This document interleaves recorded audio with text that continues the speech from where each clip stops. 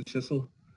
I am redoing this live lesson on policies and procedures for Year 1 students. Sorry, I'm at my school, so the bell is ringing.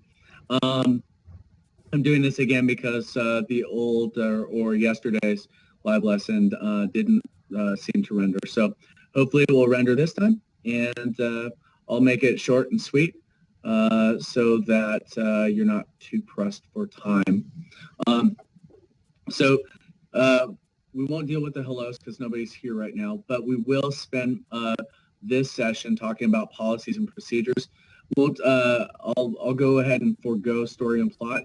If there's a little bit of time, I'll go over the semester assignments so you have a little bit of a preview look into what we're doing for the rest of the semester. And then since there's nobody here, we won't do a question and answer. We can do that by emails if you want. So we have 2 learning spaces. The first learning space involves Mrs. Schiessl, Ms. Senep, and Ms. Walters. That's where this live lesson is taking place. There's a second learning space with Mr. Toombs and Ms. St. Clair. They have about 40 students. We have 50 plus students in ours. Ideally, we'd all be together, but the way Pamoja set it up, we have 2 learning spaces, but everybody's learning the same thing at the same time, at the same pace. We're not going to say hello because nobody's here, so we'll get that over with right now. Hello. All right, let's talk about some of the things that you've been exposed to, or some of the things that you're going to need to expose yourself to and know how these things work. So one of the major elements that you'll see in the learning space are announcements. All right, so at the start of every week, you're going to receive an announcement notification on your home screen. So what you want to do is you want to click on that before you do anything else, and this is going to tell you a bunch of different information. It's going to give you a weekly content overview of what the course content is going to involve. So you'll get an announcement, or actually there's an announcement already posted up for week 5. And that week 5 starts on Wednesday, even though we've posted the announcement already. The announcement will also look at tasks that are to be completed during the week.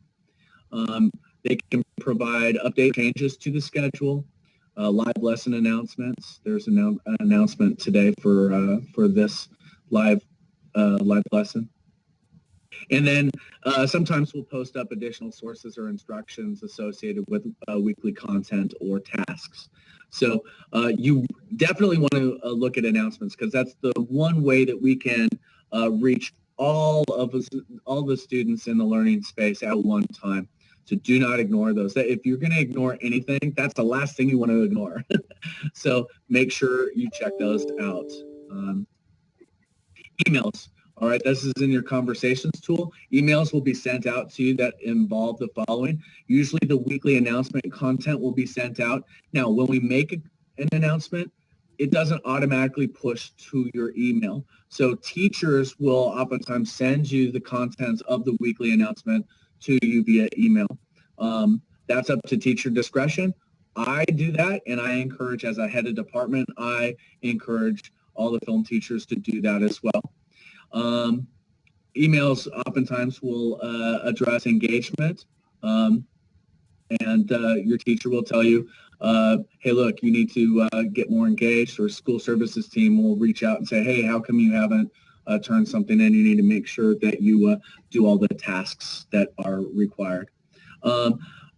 Updates to instructions, due dates, etc., will be communicated to you via email. Reminders to finish tasks and midweek check-ins.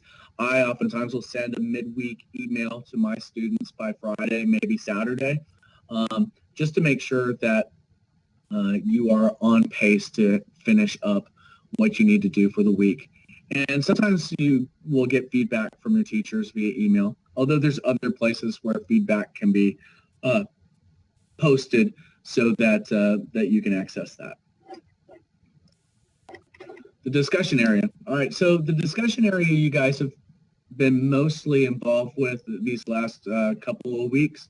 All right, I want to set everyone straight as far as what the purpose is for the discussion area, how you approach the discussion area, how you use the discussion area, and what to avoid in the discussion area.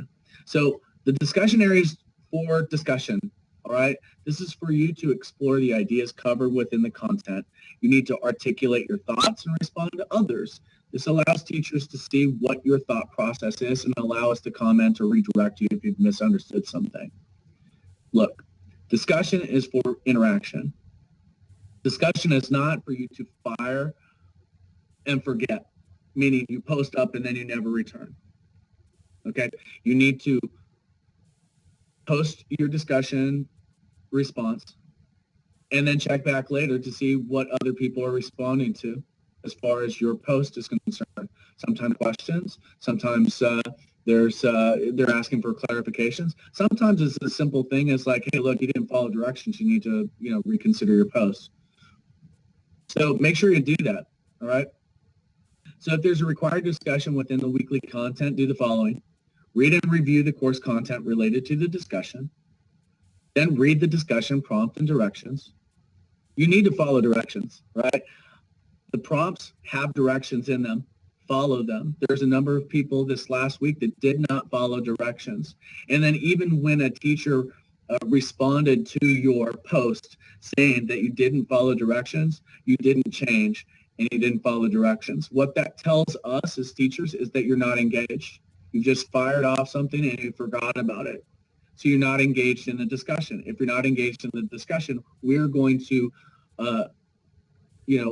post up in your grades or your feedback that you're not engaged, which then affects your grade and your comments. So you want to avoid that. Stay active.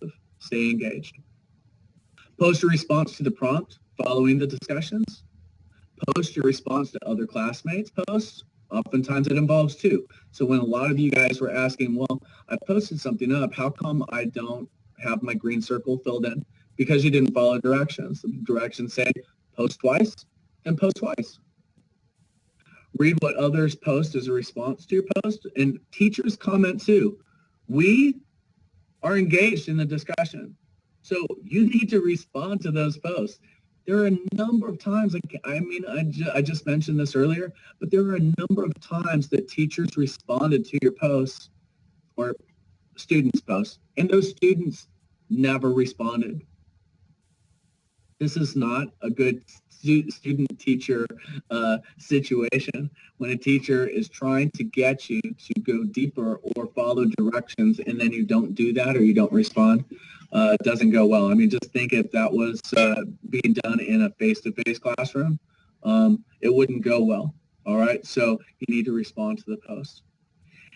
Second post is not acceptable. So if you write second post and it's not an acceptable response, you are going to open yourself up for not being engaged. All right. So make a meaningful post. Okay. Don't just post to get that green circle, because we still assess you. We still evaluate you. Even though you have all these green dots and stuff, we're going to say, hey, look, this person's not engaged. And you're going to say, well, I got all these green circles. Well, I'm engaged. You're not engaged because you post something like second post as a response to someone, or you respond to your own post. All right, so do what's required of you. Follow the directions. All right, and get out of this what you put into it. So something like second post, you're not putting anything into it, so you're not going to get anything out of the discussion.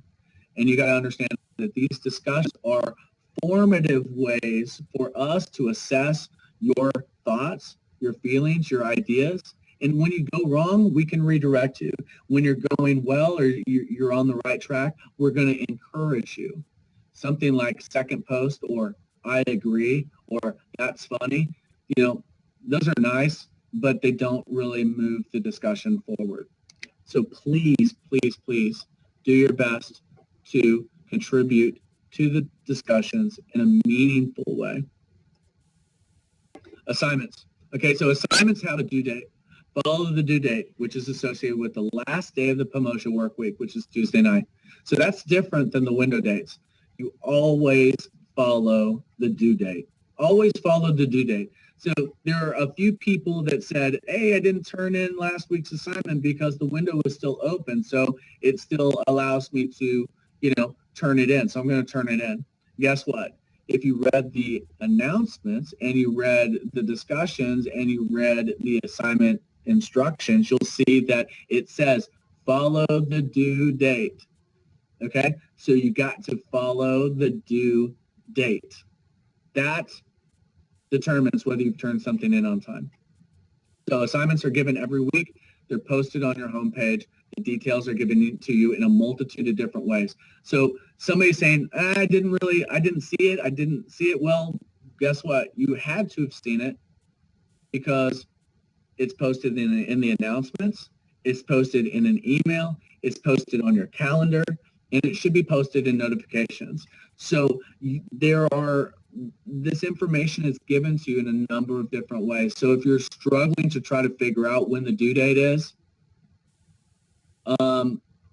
you got a bit of an issue here because we're reaching you in a multitude of different ways. If these are not reaching you, that's when you need to contact your teacher. And contact your teacher before the due date comes. So if you're not clear on Wednesday when the assignment is due, contact your teacher Wednesday so that you have all week to meet that due date. Okay? I hope that's really clear to you. Always follow the due date.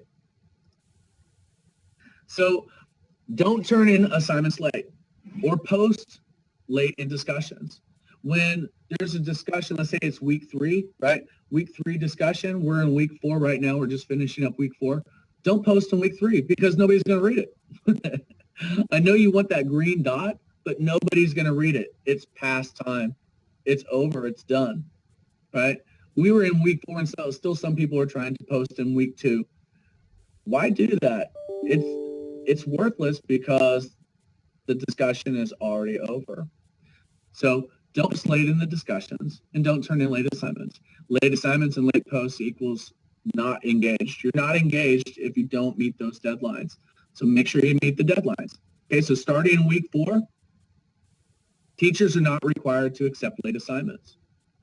So if you got something in and you want to turn it in and the window's closed, we're not going to accept the assignment, or we're not made to accept your assignment. Okay? So that could cause an issue. So what you want to do is you want to turn it in on time. And then you won't have that problem. Teachers aren't required to provide feedback on late assignments. Now that might not be a big deal for you right now, but as we move forward into year 2 and as we move along and prepare ourselves for those assessment pieces, when you do not get feedback on something, then you don't know if you're on the right track or if there's something you need to improve upon or if you're doing well or whatever. So feedback, is really vital, especially in an online setting. You're not going to have that day-to-day interaction. So take advantage of the moments that you have to get feedback from the teacher. And then by doing that, you'll be more successful later on. How do you get the feedback? You turn the assignment in on time, okay? In order for a late assignment to be accepted from here on out, your SBC will need to contact your teacher and explain why the late assignment should be accepted. Determination of acceptance will be decided by the teacher and or the head of department. I'm the head of the department for year 1 and year 2, all IB film and Pamoja. I'm the guy, all right? So you want to make sure that you just turn stuff in on time, okay? It seems like a lot of work to try to get a late assignment in, and it should be because you should have had it turned in on time, okay? Now, obviously there's issues like technical issues or whatever, or you're going on a field trip, so you're out of town for the week. These types of things need to be addressed immediately. So if you know that like 3 weeks from now you're going on a field trip and you're going to be out of town, you need to contact your teacher now so that they know and they can plan ahead and maybe create a plan where you can plan ahead as well. If there's technical issues, obviously you got to use the help center, but email the teacher and say, hey, look, I'm having a technical issue here, okay, and I might not get it in on time. Is there something I can do about it? Okay, so you want to communicate with your teacher so that we know what's going on with you as opposed to after the fact, okay? So turn in your assignments and post discussions on time. Time management is really important to film production and just being a good IB film student. Manage your time productively and efficiently. If you do that, you're going to be successful. You'll be successful in IB film. You're going to be successful in any IB class. All right, grading and feedback. When you complete an assignment, your teacher is going to provide feedback and a grade when it's required. So with assignments, teacher is going to give you a grade based on the assignment rubric. That rubric, most of the time, is posted up in the assignment details, right? So you want to follow the rubric as you're putting together your assignment. Teachers will also provide feedback on the assignment, all right? And they're going to do that within grades. So within your grade, there's a little bubble there, and it's going to have, conversations in there or a place where you can have chat, all right? It's not real-time chat, but people can put comments there, all right? So the teacher is going to provide some commentary based on the rubric and based on your grade and your performance, okay? Now, you can respond to that, all right, and ask questions or ask for additional feedback, all right? What you want to do is, you can have a conversation if you'd like, but this is not the time to, like, challenge a grade or anything like that. It's just to ask questions so that you are better informed as to how to improve or what you did well, all right? The hello video feedback was provided in the discussion area. Many replied to the teacher and student feedback, but many did not, like I mentioned before. So you want to read the feedback and respond to it. Technical issues. I just mentioned it a little bit ago, but teachers can't fix the technical issues.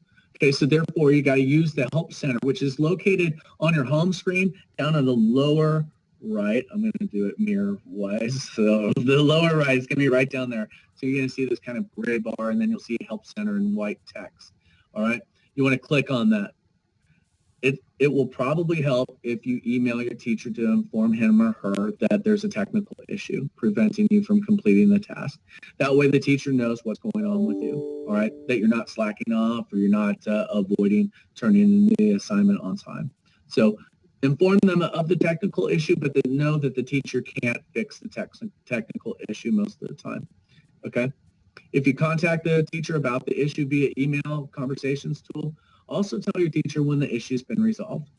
That way we know when you're available to submit the thing. All right, so let's say it goes past the due date and the technical issue is resolved, let's say on a Wednesday, right, the day after the week is concluded. Then the teacher can go in and go through the motions of opening the window for you to submit something.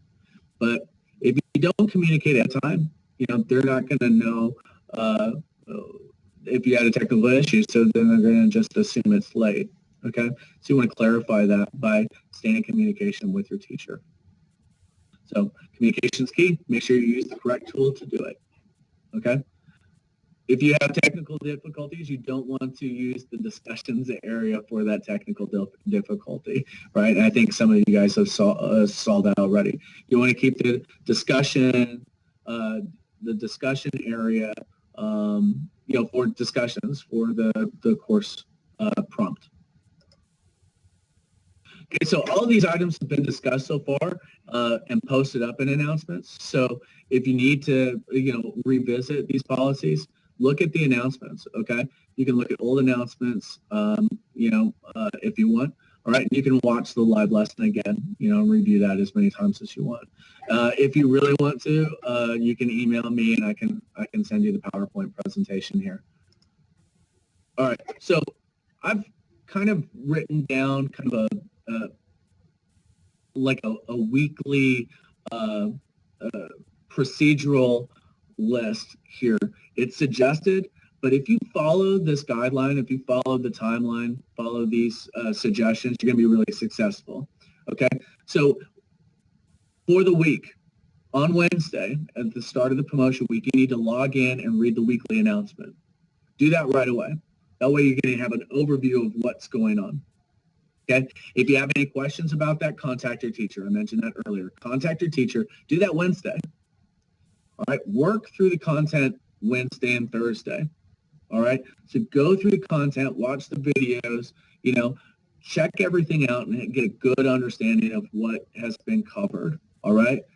Join the discussion area and post your initial discussion item Wednesday or Thursday. So as you have gone through the content, then go to the discussions area. You should have a good basis on which to formulate some sort of position based on the discussion prompt, and then post up. Okay, post up early, because the earlier your post is, the more eyes are going to see it, and the more people are going to respond to it, or the more likely people are going to respond to it. Okay, so check back in the discussion area and work through any leftover content by Friday. So by Friday, you should already cover all the content and posted your discussion item, and even possibly respond or look at the responses to your post. Take the knowledge quiz or knowledge checker quiz by Friday. So that leaves all weekend, Monday and Tuesday, to finish up any additional assignments.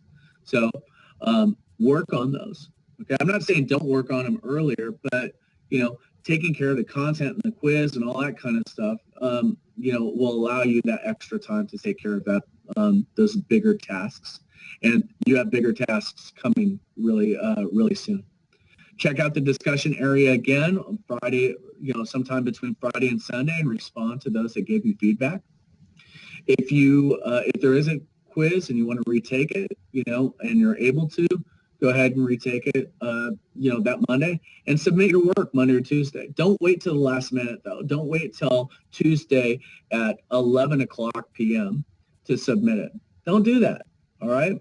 Get it in earlier. The earlier you get it in, the less you have to worry about it, all right? If you try to turn it in on Monday and there's some sort of technical issue, we still have 24 hours to figure it out so you can get it submitted, okay? You're going to see that some people, were posting up discussions like Thursday afternoon.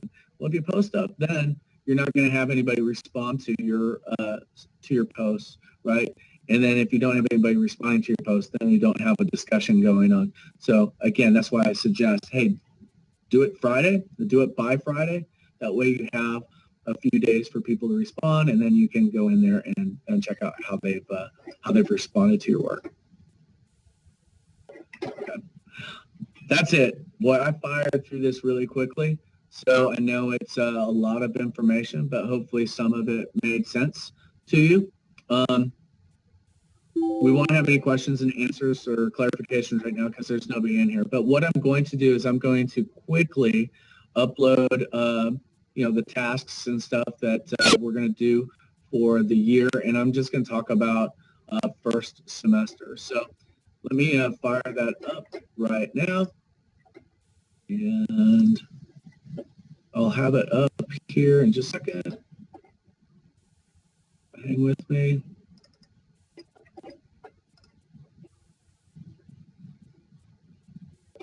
Okay, so we're just going to work through or talk through week 13. All right, and that'll be that for today. All right, so the Hero's Journey map assignments due today. All right, starting tomorrow, you're going to have 2 assignments that you'll need. This doesn't involve any discussions or other tasks. I'm just talking about the things that you're going to need to submit as assignments. So you're going to have a still image analysis where you're going to analyze a photo from or a screenshot from a Citizen Kane, right? So you're going to go through that analysis. So check out the assignment, look at the details, right? Look at the rubric so you know how you're going to be assessed. And I'm just going to throw this out there. In order to have a clear understanding or some context as to what is going on in the story, you might want to watch Citizen Kane, all right? That's going to inform you of what's going on in the in that image, all right, which will help you analyze the image. You're also going to have your first viewing log, which is pretty much like a journal entry, all right? It's going to have to do with Edison and the Lumiere brothers, right? So you're going to watch a number of short films by both parties, all right? And you're going to write something about it. There's a prompt, and the rubric is provided within that particular assignment. So check that out. Check those movies out. Enjoy some boxing kitties, as Miss Sineb, she loves the boxing kitties. All right. In week 6, you're going to have a genre assignment. You're going to be exposed to Georges Millet. If you are familiar with the moon with the big bullet in his eye, that's from his film Trip to the Moon. Or if you've ever watched Hugo, all right, that's the guy. All right, so you're gonna do this genre assignment. It's pretty easy, but you'll understand that once you get to week 6. Week 7, you're going to practice storyboarding. So storyboarding is a pre-visualization technique that allows you to kind of lay out what a film's going to look like with drawings or sketches. So you're going to get a prompt or an idea or whatever, and then you're going to storyboard it out. Okay, so that's going to happen in week 7. Week 9, you're going to have another film production assignment called Me Montage. We'll provide an example or two of those, but you'll definitely need your camera. You'll definitely need your editing setup to put that together. You're going to have, I think, 2 weeks. I think you get the assignment in week 8 or week 7, and then you submit it at the end of week 9. So you got that. And then you have a new viewing log in week 9 too, dealing with Soviet montage. So the montage project coincides with learning about Soviet montage. The week 10 viewing log is canceled, but week 11, you're still going to be exposed to German Expressionism, and you're going to do a viewing log for that. You'll have another film project called Dinner With in week 12 that actually incorporates expressionistic elements into this dinner scene that you're going to create. So those are usually pretty fun. You're going to have your semester exam in week 13, and this is going to coincide with your mock oral presentation planning. This semester exam is not going to be your mock oral. You're going to do your mock oral in week 16, but you're going to create a slideshow in which you're going to analyze a particular film and an extract within the film, where you're going to do a lot of the same stuff that you would look at in week 5 with the still image analysis, where you're going to look at how the film uses color or setting or cinematography elements, the different mise-en-scène elements and stuff, so you can break that down and try to extract meaning from how the film is presenting its narrative. So that will pretty much take us to winter break, weeks 4 through 13. And you'll get a lot more detail regarding these assignments as we move along. Some of the live lessons will involve these particular assignments or the concepts associated with these assignments. So don't be worried about not knowing what to do right now, because we're just building a foundation so that you can be more and more successful, and you can understand that film is much more than just sitting back and watching a story. There's a lot more things that are going on. So that will help us analyze and assess and extract meaning, but it'll also help us become better filmmakers and storytellers. So that's about it for me. I'm going to stop now. So I hope this was of help. I hope it renders this time. And if you have any questions, go ahead and contact me or contact your teacher. Okay? Ciao for now. We'll talk to you soon. Thank you very much.